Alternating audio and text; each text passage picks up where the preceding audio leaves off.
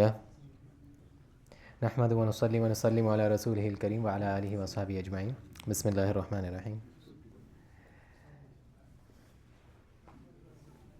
So we went past the pelting, the Rami, al-Jamarat, and now Ibrahim alayhi salam, he has reached Mina, and Ismail alayhi salam, he's with him. And now he breaks the news to him, as recorded in the Quran. He says, Qala, that is for Ibrahim alayhi salam, Ya bani, inni ara fil manam an adbahuk, that I saw in my dream that I'm slaughtering you. Fanzur madha tara. What do you think about this?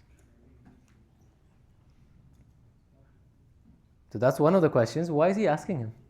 Like, he knows he's a prophet. He's gotten the dream. He knows it's a command. Firstly, he's asking him. We'll cover that. Number two, what does Ismail say? He says, Ya abati. You know when he says, Ya bunayya? That's, in Arabic, it's for, you know how you say, my boy?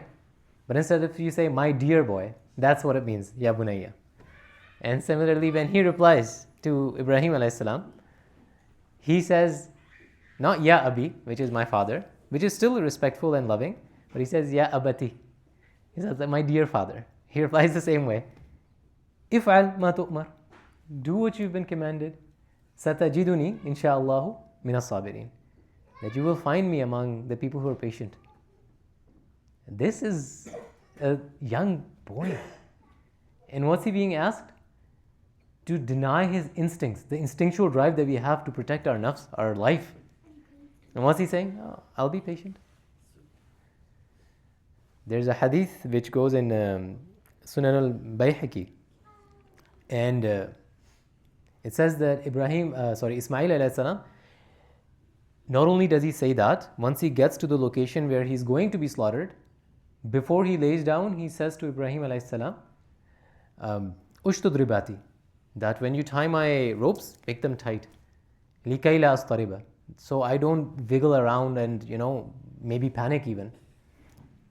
Waqfuf anni thiyabak, and, tuck your clothes and keep them a little bit away from me. Likay la yandaha min ad-dami, fatarahu ummi fatahzan, that when you do slash me, obviously, the blood comes out with pressure. He says, just save your clothes, because if it splashes on your clothes, you're going to end up going back, and my mom will see it. It's not like you're going to hide it from her, but it will just evoke that emotional maternal response. She will tahzan, she will be overwhelmed with grief. So just save her that trouble as well. So he's worried about himself of wasting his own reward.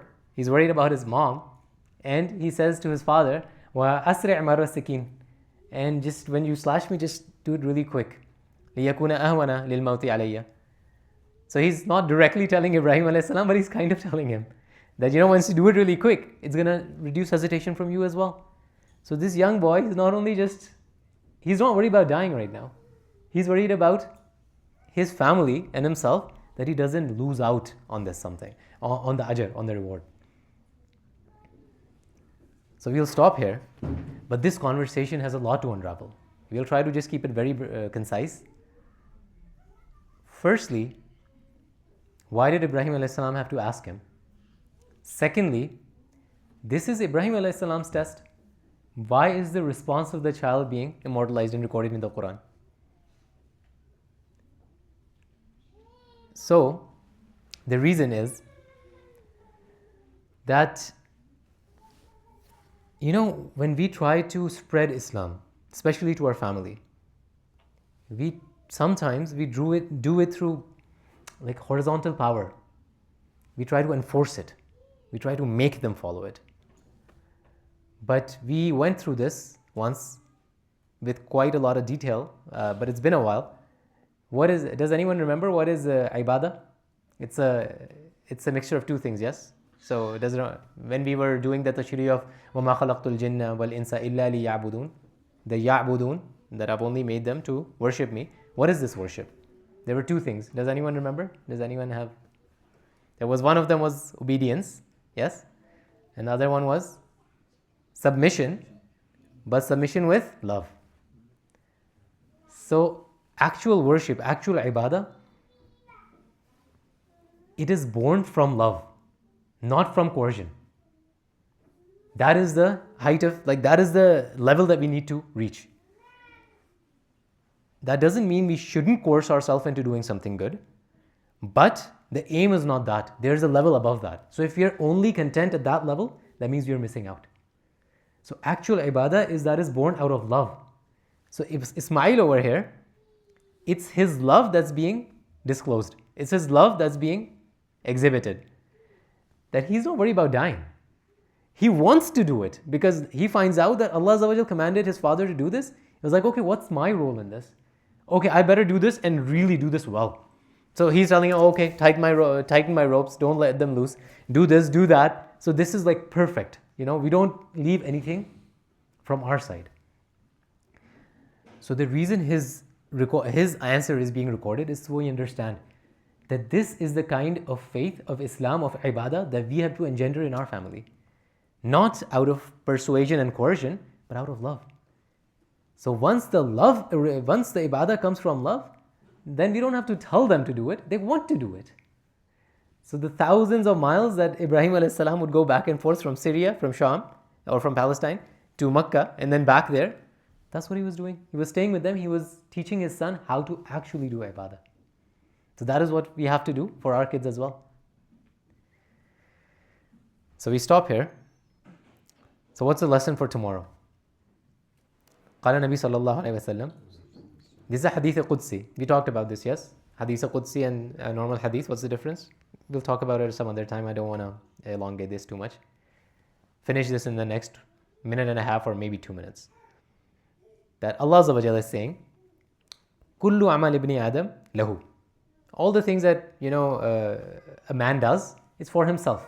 By man, I mean like humankind. It's for themselves. إِلَّا الصِّيَامِ. Except for the siyam, the fast. فَإِنَّهُ لِي وَأَنَا أَجْزِي بِهِ. That's just for me. I mean, he's not getting anything out of it. It's only for me, and it's very easy to cheat. Every other amal, when you're praying, people will see you. There's a visual component to it. When you're doing anything, when you're doing sadaqah, people will see you. Whatever you're doing, people will see you or hear you. Siyam, who knows? We can go inside a room and do whatever we want. Nobody will know. It will take us 5 seconds, we can drink water. You'll be fine. But Allah is saying, no, this guy, he's staying hungry, he's not getting anything out of it, but he's still doing it. فَإِنَّهُ لِي. That's just for me, it's for no one else.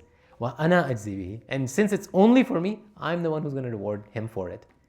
And this is basically him saying, the reward is between him and me. So I'm not even going to disclose the reward. I'm not going to tell you what the reward is.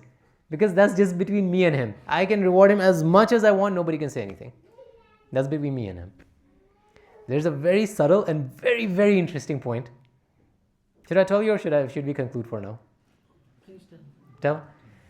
When it says وَأَنَا أَجْزِي بِهِ, now we have, diacritics. We have Arab. That this is a fatha, this is a kasra, this is a dhamma.